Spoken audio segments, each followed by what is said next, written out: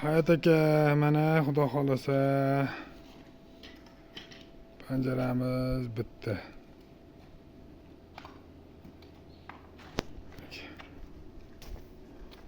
O'ta baquvvatdan ham baquvvat bo'lib ketdi aka buningiz.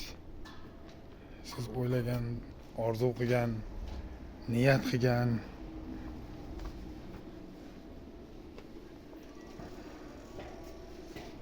zinalardan biri bo'ldi. Xudo xolasa shunaqa deb umid qilyapman.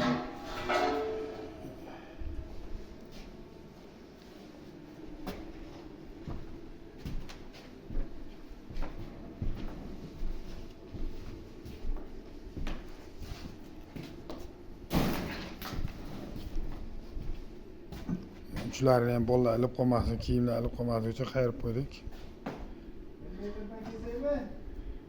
1 metrdan kelsin. Xolam bizga ovqat qilishdan ovora.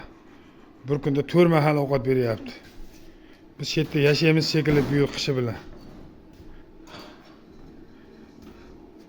Yo'qsa lak, yo'qmasa payk.